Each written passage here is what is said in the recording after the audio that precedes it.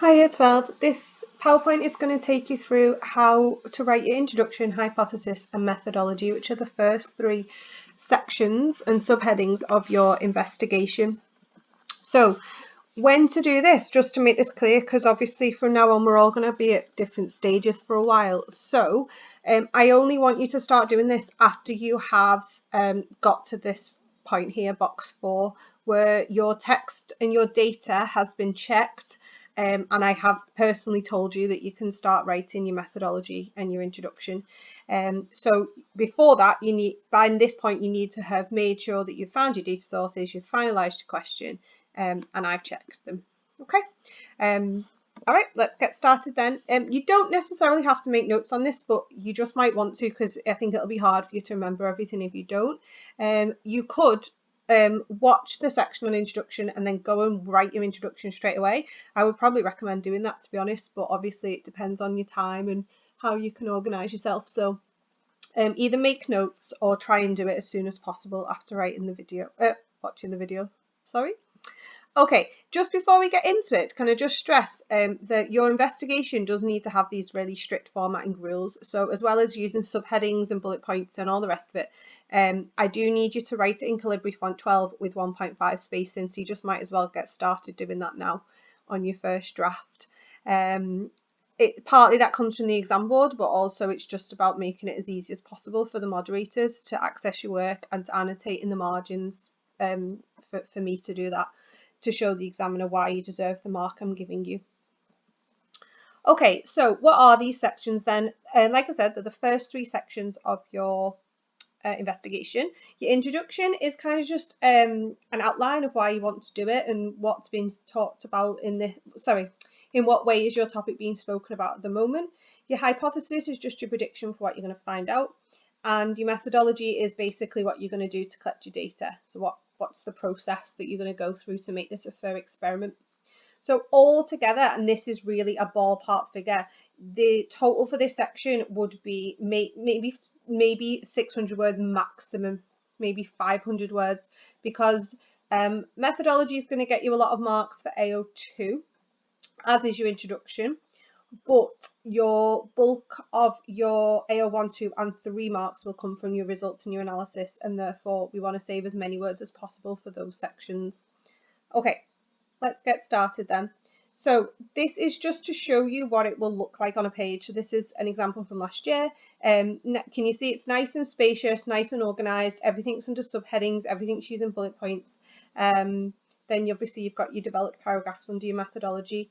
Other things to note is that this is all written, if you have a look, in future tense. So I will record 2 jokes for the methodology. Underneath hypothesis, it says there will be a difference. So for these 3 sections, you need to be acting as if you have not done your experiment yet, which a lot of you haven't anyway. You do need to be speaking in future tense.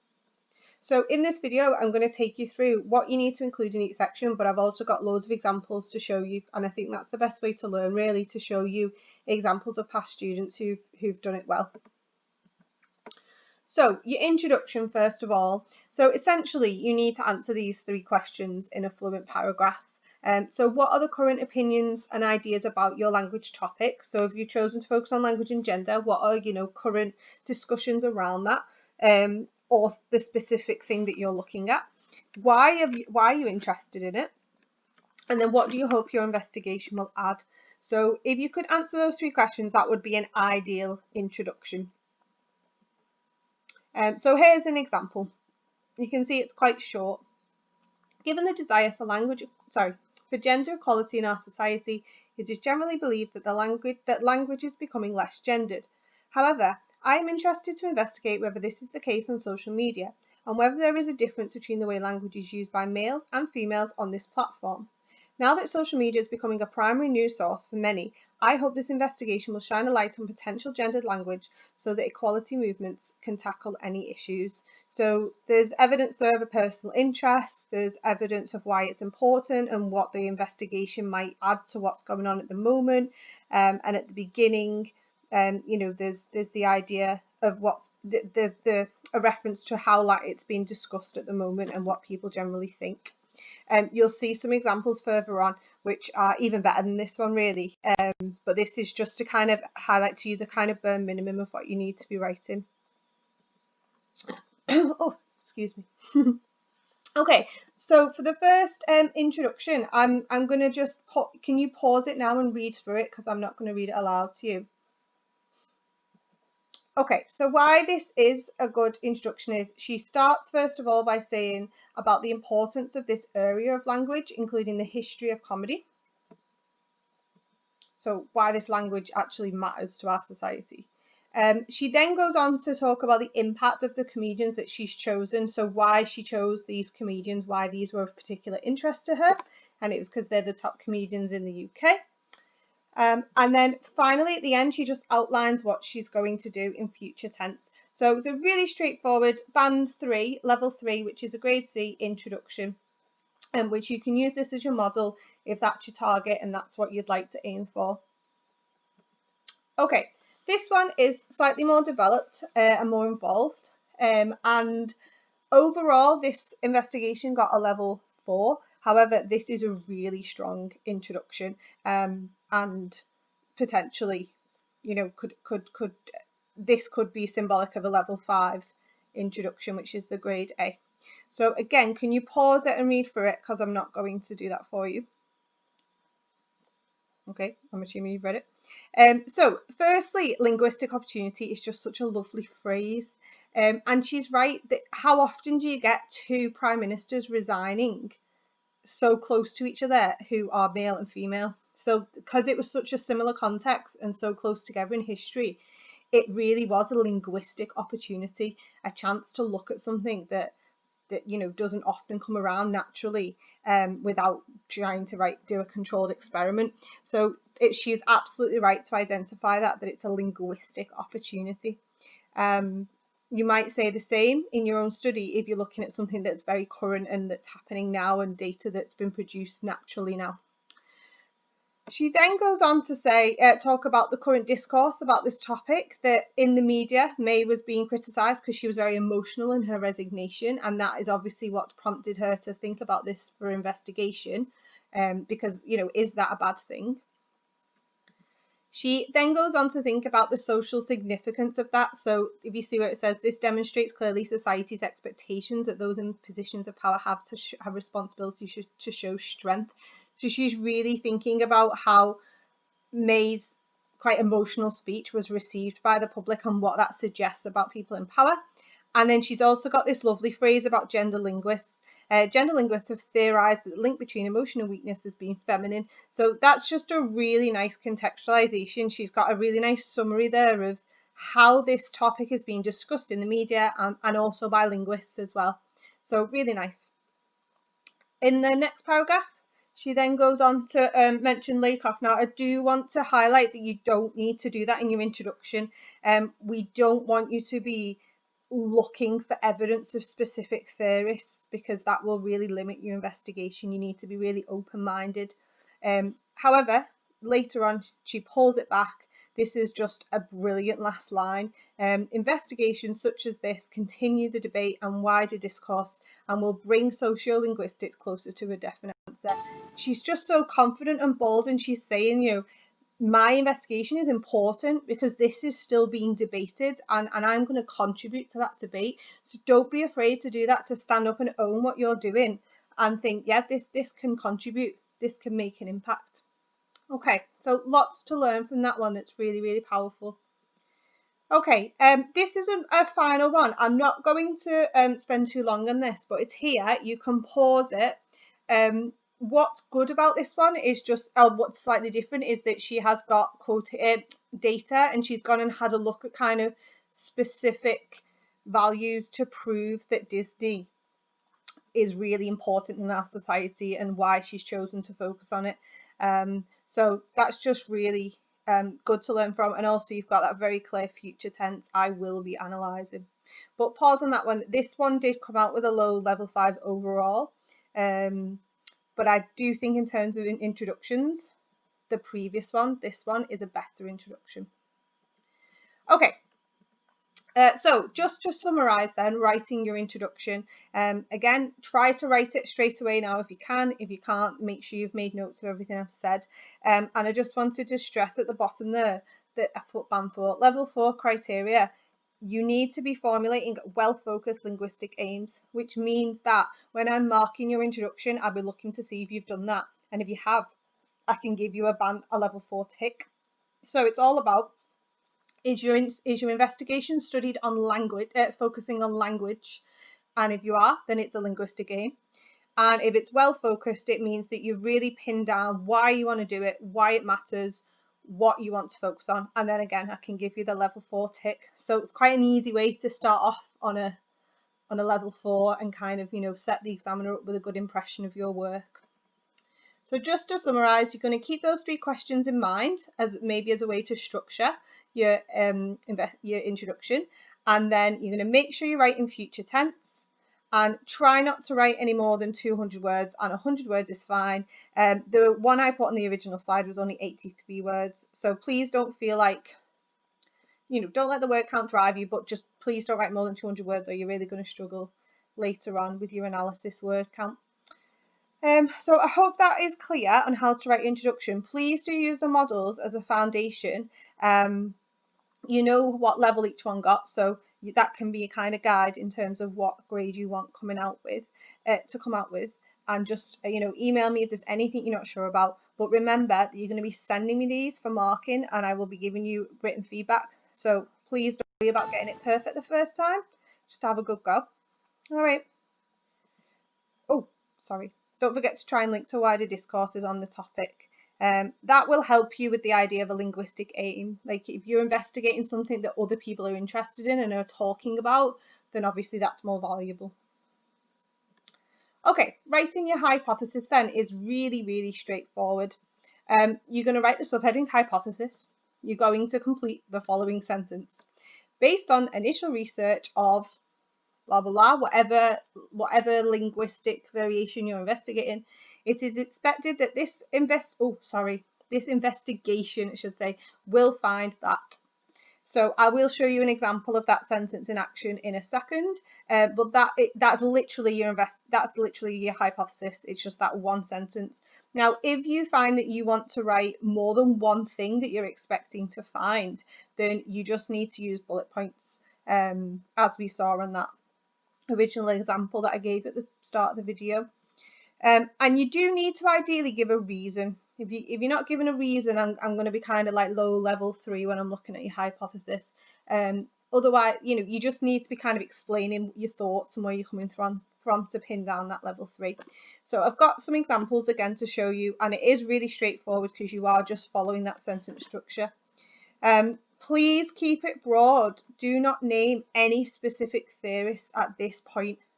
Like I said before, you don't want theorists to lead your investigation. You're not going to look at some data and look for evidence of Lakoff. You need to stay really open-minded and be really flexible with what you're looking for. Definitely should be less than 50 words. It's just one sentence with a few bullet points perhaps. Right, so let me show you some examples. This is the first one. So in this investigation into gendered comedic language, it is expected that. So a really nice straightforward sentence at the beginning. It's formal and it's simple. And then we've got the bullet points because she wanted to write more than one expectation. Remember that you don't need to. You can just write a full sentence if you've only got one or two things that you want to say. What makes this a really good hypothesis is that she doesn't talk about specific theorists, but she does talk about specific linguistic features. So she's specifically saying that she's expecting to see more fillers in the women's language, that she's expecting to see more taboo language with the men. Now, why that's good is that at the end of the investigation and a conclusion, she can be making very specific comparisons to her hypothesis and her results. And actually, did she find more fillers? So do try and do that. That's a really good tip. The only EBI for this one is that there's no reason given. So what she could have done, and you can see why I've given you the sentence structure that I have, she could have just changed that initial sentence to say, given that many studies evidence gender differences between males and females, it is expected that. and that would have just made this a perfect hypothesis. So in the black box there, that's a really good example of a really solid hypothesis sentence if you wanted to jot that down. Right, the next one then, this is a perfect example. So you've got, based on initial research on children's language, I expect to find the following gender differences within their language. So she was investigating if gender differences exist in children as young as 5, and then she's put her expected findings in a table underneath, and again she's used very specific linguistic features. She's not being too vague, and she's also not pinned down specific theorists, which is fantastic. So we've got the reason, and therefore this is a perfect model for your hypothesis, but remember you can just use bullet points if you want to. Okay, moving on to methodology then. Remember, it's a good idea to write your hypothesis now straight away. If you can't, make sure you've made notes. Right, your methodology is a really long section. Sorry, that sounds like it's going to take you forever. It's just a longer section. It's not the longest section. And I just wanted to stress to you the mark scheme for this, because it is very precise, and I will be looking for very specific things when I'm marking it to see what level I can give you for your methodology. So whereas your introduction and hypothesis kind of just add to the overall credibility of your study, the actual what you write in methodology will have a very, very precise impact on what mark you get. So the level 5, the top level, the grade A, you need to be evaluating your methodology. So you need to be sort of weighing up why it's good versus why it could be improved. You need to be exploring different approaches and explaining why you've not done things. So why did you not use a quantitative approach in this instance, or why did you not do a controlled experiment? So make sure and that's quite easy to get in, so don't forget. So it's worth having a go at aiming for that level 5 for your methodology, because there are plenty of students who've got level 5 for the methodology even if they've not gone on to get that in other parts of the study. The level 4, the grade B, is you don't need to necessarily be evaluating or exploring alternatives, but you do need to be explaining why you've made your experiment, how your experiment has been made to be valid, and what limitations do you have in terms of like what can't you control. So basically explaining how valid your methodology is. Now, ethical issues won't really come into it if you are looking at sources that already exist in the world. So if you're studying speeches and articles, you're probably not going to have many valuable points to say about ethical issues. However, if you are finding primary sources and you're going out there and you're speaking to people and you're collecting data from recordings of people in their own homes, etc., then you absolutely need to make them anonymous, and you need to delete the names. And you need to include that you've done that in your methodology, and that will help you get marks.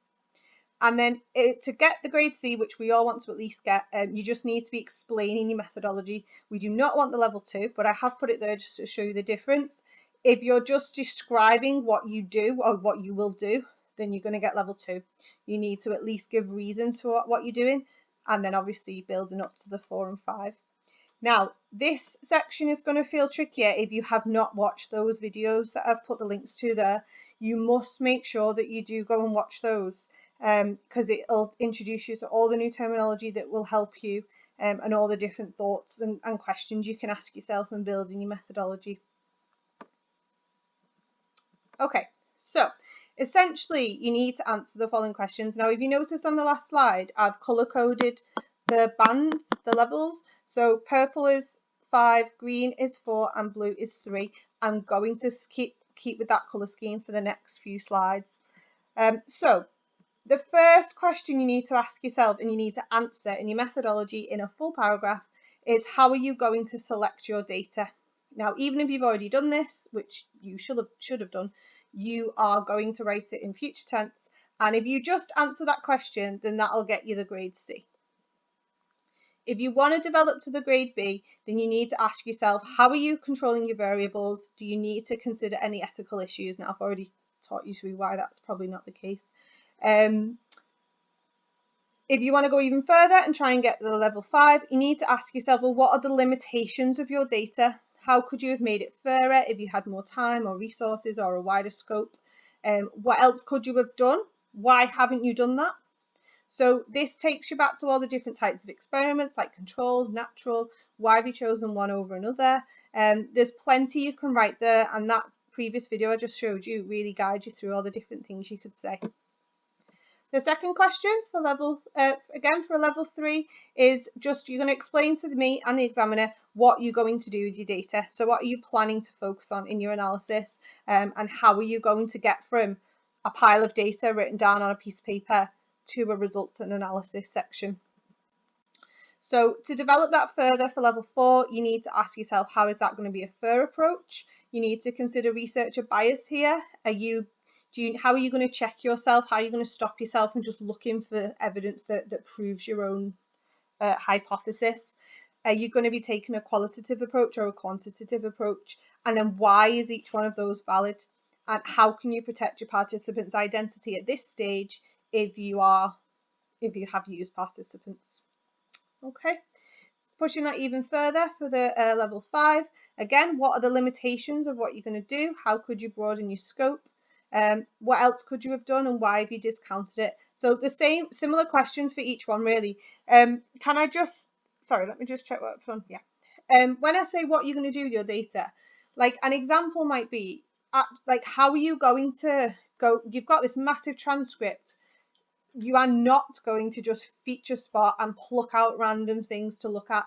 You need to be really clear that you're going to track the text. You're going to start at the beginning, you're going to go through it line by line, and you're going to look for specific features that both prove and disprove your hypothesis.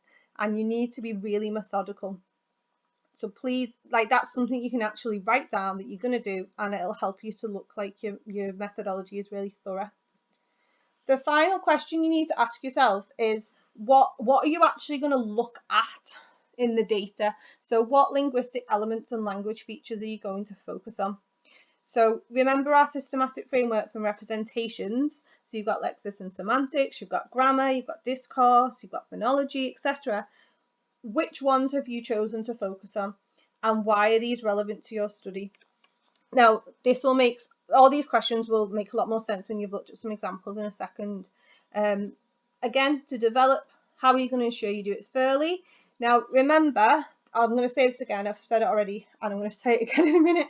You must use percentages and not numbers. Remember that you can't compare numbers of imperatives used by different people. If somebody's spoken more than somebody else, then that doesn't make it comparable data. So you must be using percentages of utterances, and I'm going to go through that with you when we do results.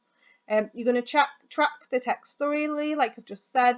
Are you going to have a method of annotating the text? Are you going to use a quantitative approach to address each section, and then it'll be fair and scientific, and then you're going to do more qualitative approaches? And again, for level 5, what are potential issues? What might limit?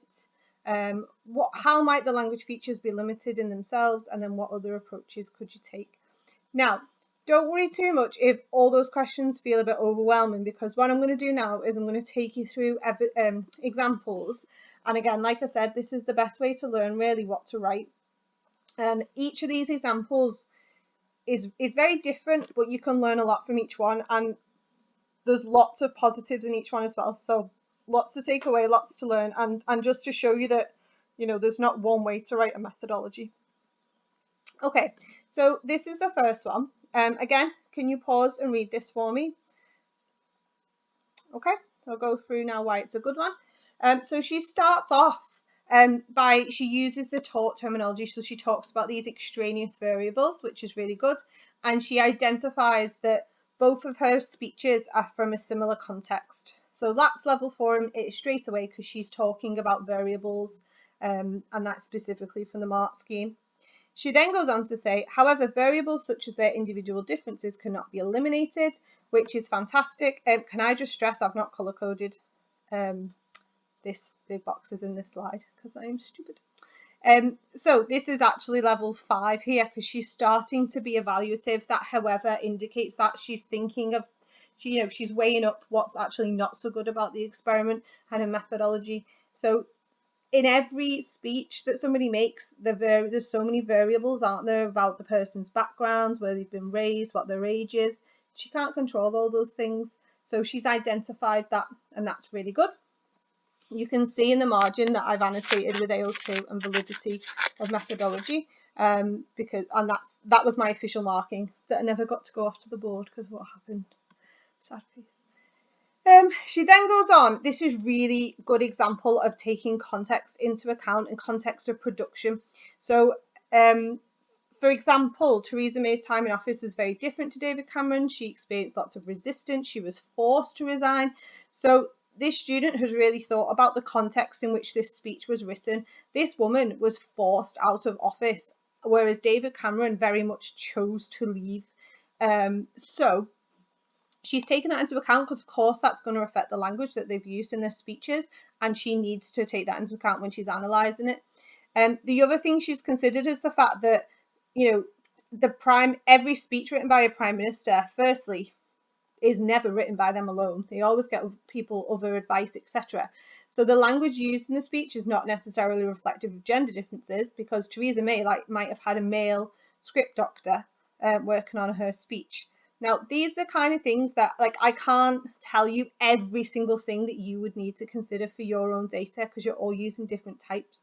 But certainly if you do a speech, this is definitely something that you need to take into account. And it's just about you as an individual stepping back and thinking, well, what's gone into the production of this data, this language, what's affecting it, what's influencing it, and how can I control that, or how can I at least be aware of it?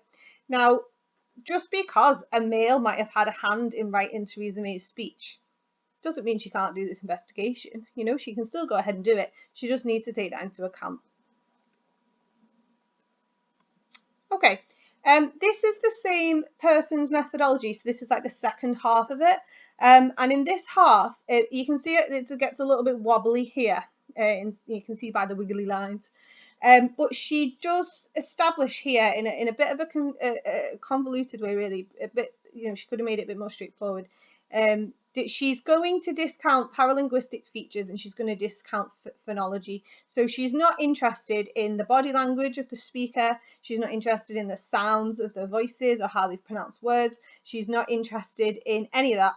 All she's focusing on is the actual spoken language used. Now, I think that just could have been made a bit more precise in terms of she could have actually said, I'm going to be looking at lexis, grammar, semantics, etc. But what she's essentially saying there is that she's only interested in the written data. Now, that's something you might want to consider, whether you want to discount those features as well if you're looking at something like a speech. Certainly, there was enough to go on just by looking at the written language. I think it would have gone well over the word limit to look at those other things. The next thing she's done is fantastic, and she has just literally stated what data she's used. So please do that. What's your data, where's it from, and what year was it produced, just so it's nice and clear for the examiner. And you're going to have your data in the back of your investigation under an appendix. Okay, again at the end, she's considered the context that the data was produced in. You know, Theresa May was expecting far more of an outcry from the public, so that's probably going to have influenced her language.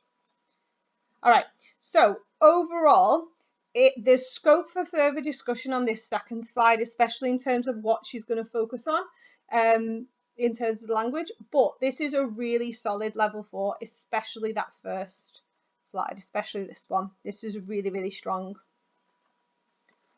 Okay, next example then. So this one is really good, and this one I'm pretty sure is color coded, but I'll let you know if it's not. So we start off by considering the variables again. So, remember to pause it so you can read through it. She's used similar context for each comedian to make sure they're more comparable. So she's made sure that they were all from a live audience joke, because obviously if you're on television or if you're just doing it on YouTube video, it's very different.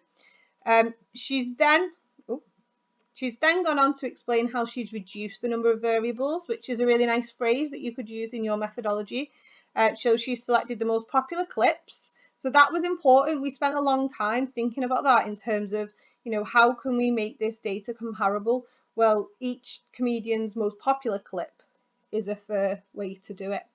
And then she ended up with these massive transcripts which was, you know, quite difficult to manage. But so she decided to only have one joke from each video. Now this is where she got really nice and evaluative, and this is level 5. This is rightly color coded. She decided to, because originally, and you know, because I've said it to you, you should try and make sure that your transcripts, if they're spoken, are of the same length. However, in this case, if she chopped every comedian at 3 minutes, some comedians were halfway through their jokes. So she made this really evaluative decision that even though that's not ideal, because even though she's now got varied transcript lengths, actually she decided it would be more limiting to stop the clips at a specific timestamp, because if they're partway through a joke, a discourse, it's not going to be very comparable. So just remember that phrase, more limiting. I think that's a really nice way of expressing yourself to help you get into that level 5. And then again, she finishes off with this really good limitation. The clips are from different shows and events. So obviously, you know, if one comedian's speaking to people in Blackpool and one comedian's speaking to people in Liverpool or London, you know, you might adapt your language because of your audience there. So that's a really important limitation. What's really good about this one is that she's really considered everything, like every variable possible and every limitation. So it's really, really thorough. And she goes on with some more. So I wanted to keep this in to show you, because hopefully you'll be able to ask yourself the same questions. So she has now considered the fact that another variable is that the comedians themselves are from different cities and regions. So obviously they're going to have different language features. Their clips were performed in different years. So that's important. You know, especially in that genre where you're standing up doing live comedy, there's a lot of trends in language that come and go that might affect the data. In a journalism article, 3 years, which is what these were, wouldn't really make much difference. But in that context, like if you're looking at social media, it perhaps would make a big difference. You know, 3 years ago, 4 years ago, using the word snowflake, nobody would know, whereas now it's such a big thing. Well, I wouldn't have known anyway. And then finally at the end, she's kind of back on level 3, where she's just explaining her choice, that she's chosen 2 males, she's chosen 2 females. So, you know, she's got a nice scope to build her study on. So loads to learn from that one. Please don't be afraid to leave this open and up when you're writing your own methodology. Okay, the third one then, and this is the last one, again is color coded. So on this slide, we've got some examples of level 3 content and level 4 content. What I'll just draw your attention to on this one is the first batch of green, where she explains, because neither of the other two did this, but well, the first one did it a little bit. I've chosen to discount graphology in my investigation as I want to focus on the analysis of the women's language and phonology, and she's also discounted phonology as their accent would mostly be due to geography. So she's engaging there and she's explaining why she's not studying graphology, and that is definitely something you can include in your own methodologies. Most of you probably will discount graphology, unless you're doing sort of a magazine cover or, you know, something where it matters. She's also, I want to draw your attention to the second bullet point. I will present the frequency that linguistic elements are used as a percentage of the total word count of each transcript in order to account for the different sizes of text. So that's what I was speaking about before, where I'm saying you shouldn't be just counting features. You should be looking at percentages of features so that it's more comparable. Unless you have 2 pieces of data where there are literally the same number of words. But in, you know, primary data that you've recorded, that's very, very unlikely, especially if you're looking at a conversation between 2 people. So there's lots to learn in this one there, you can see, that isn't in the other 2. This, again, is colour-coded, so your purple is your level 5. So she starts off she carries on, sorry, to just explain a choice that she's compared the first Disney film to the most recent to make it kind of, you know, more impactful. She's looking at the full range of Disney there. This is the purple bit. Using 2 films and only one scene gives a limited amount of language to compare. However, due to the time, it would be realistic to analyse language from more than 2 films. This is the student who originally had 6 scenes to compare, and she ended up just looking at 2 because she had no word count left. So don't be afraid to put in your methodology, that you'd like to study more examples or you'd like to branch out, but the scope of your study is limiting you. And then, much of a muchness for the last bit. The bit at the bottom, I just thought I'd leave in because it's quite interesting that she does actually link to specific publications that have already been done on this topic. So she actually quoted them, and it just lends like a credibility to her study that she did go away and read those, or at least the summaries of them, so she knows what they said. So don't be afraid of doing things like that as well. It just shows that you're being really professional in your approach. So this one itches into the bottom of level 5 in terms of its methodology. So please do use those 3 examples as your sort of baseline to support you in the different things you can write about, and the different ways you can structure your sentences and paragraphs. Right, this one actually has underneath it a table. This is not the full table because it went on to 2 pages. She basically in the table explained why she'd chosen the scenes that she had, and she put that in a table because, little trick, if you put things in a table, it doesn't count towards your word count. So this student's methodology was getting quite long. She had, I think she had about 4,000 words for analysis. It was amazing. So we had to chop it all down. So this was one solution. So always bear that in mind, that you can use tables and it won't count towards your word count. Okay, so just to summarize then, writing your methodology, you're going to aim for about 300 to 350 words. If you're going to go much over this, then you must use tables, especially if you add it to your methodology in your hypothesis and your introduction in your hypothesis, and if you're edging towards 600 words, you definitely need to be putting some things in tables. So I went through quite a lot of variables you might consider, but there's just a summary there of some of the things you might consider, some of the things that we talked about. Like I said, it's really about you stepping back and thinking for your data, how will it work? And what do you need to look at? Remember that your ethics really only applies if you're using primary sources. Definitely keep them anonymous and don't put anyone in danger by your experiment. And obviously, you're not really in a position to do this, but you shouldn't be psychologically damaging anyone for your experiments. Hopefully not if you do that or even think about doing that. So what you're going to do is you're going to write your draft of all 3 sections, and then I'm going to mark it. And if there's anything you've missed out or not considered, I will just ask you the question in the margin for you to answer it. These ones that I've shown you have been through a draft process. They weren't that thorough on the first draft. So please don't feel like you need to be producing all of this on your first go. You absolutely don't. I just want you to have a good go, think about as many different things as you can, get everything pinned down, check your word count, send it over to me, and then I can mark it and send it back to you. Okay. I hope this is all okay. I know it's quite long. Keep me posted if there's any questions or if there's anything you're not sure about, and we'll get there. Have fun. It is fun,